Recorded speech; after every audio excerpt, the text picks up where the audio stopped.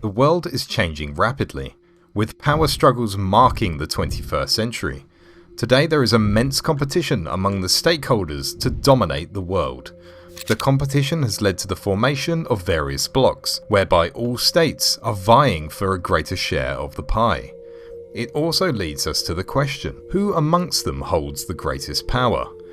Well, their strength can't be gauged in terms of just GDP, but rather a combination of economic, political and social factors would be more appropriate to determine their status. While it remains to be seen which one of these blocs will claim the prize and emerge as the most powerful one, here is a look at the competitors. Well, there are many alliances and agreements, but we can't discuss all of them here.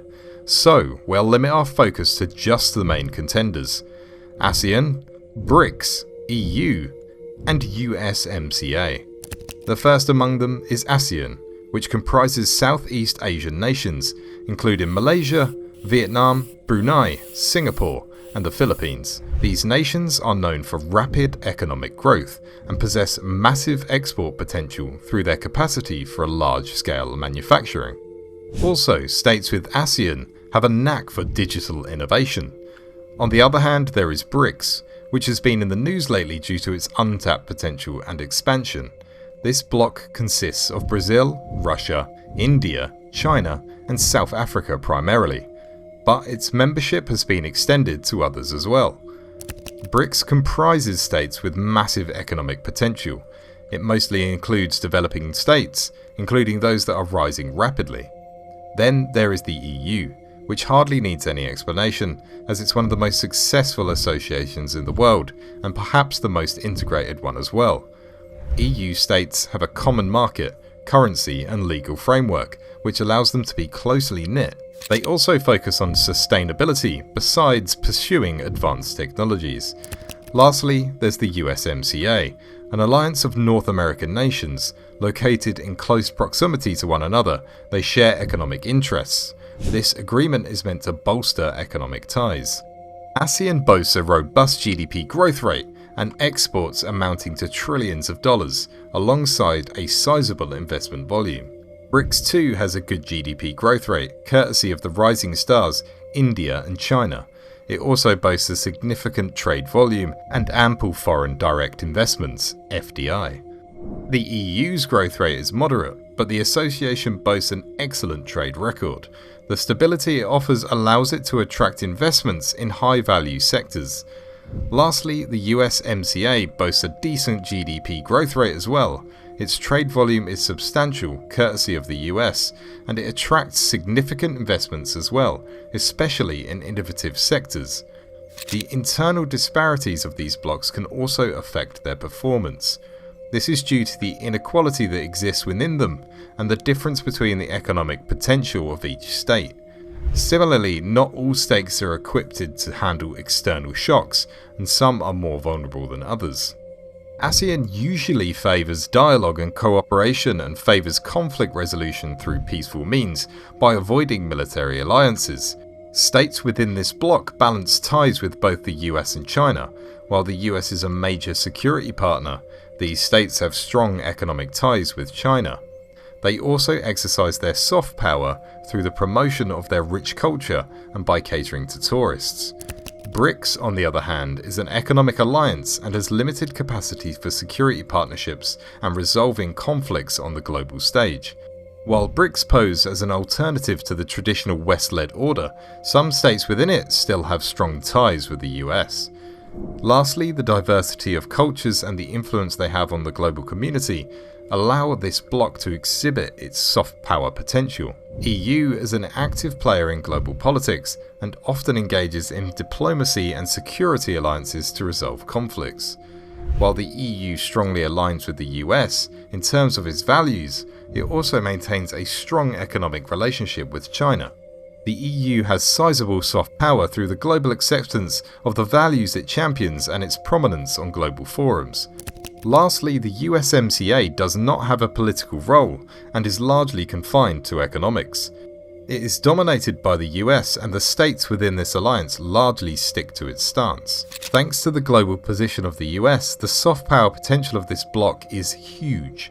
This bloc exercises soft power through the entertainment industry and other cultural exports.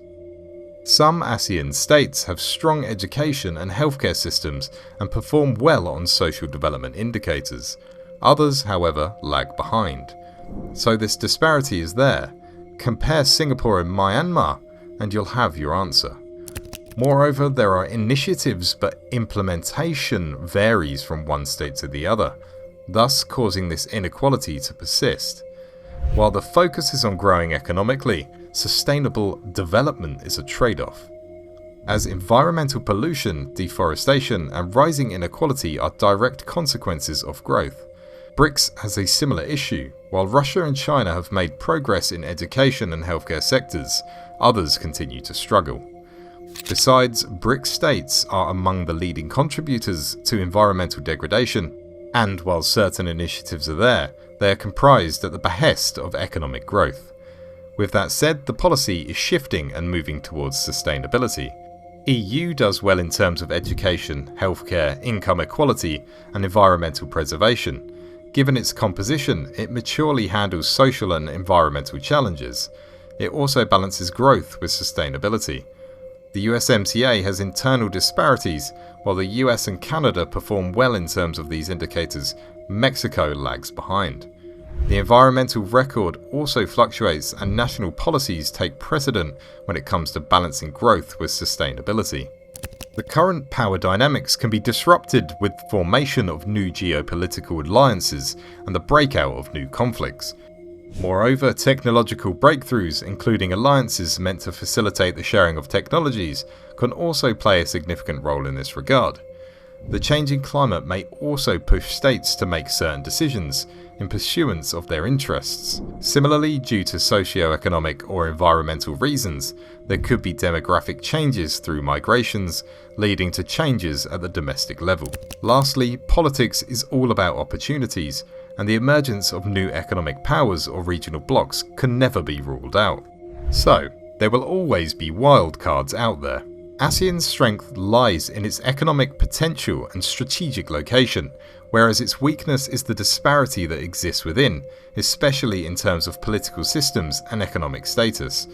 The ASEAN region is subjected to power rivalries, and the emergence of new blocs, both political and economic, can complicate the situation.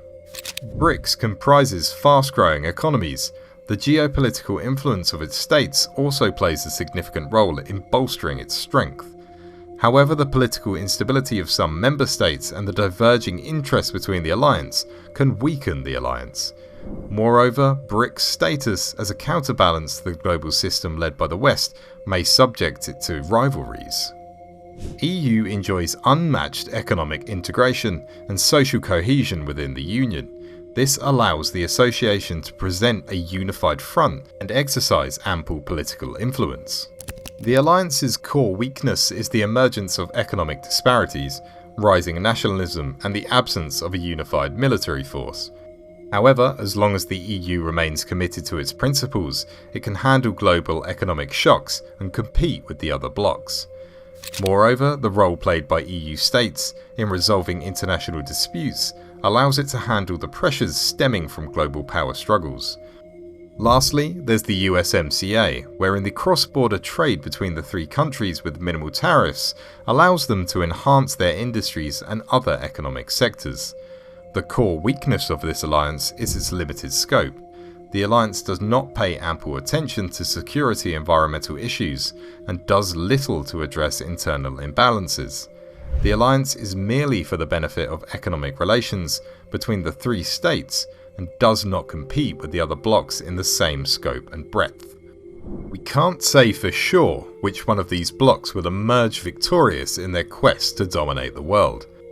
ASEAN, BRICS, EU and USMCA have their own strengths and weaknesses, and there is no clear winner. There is also no guarantee that any single bloc will dominate the globe, considering how multipolarity appears to be the hallmark of the changing world order. However, that's just our perspective, and we would love to hear your take on the matter. So, who do you think will get the largest share of the pie? Let us know in the comments below, and keep following our channel to stay informed about the changing global patterns.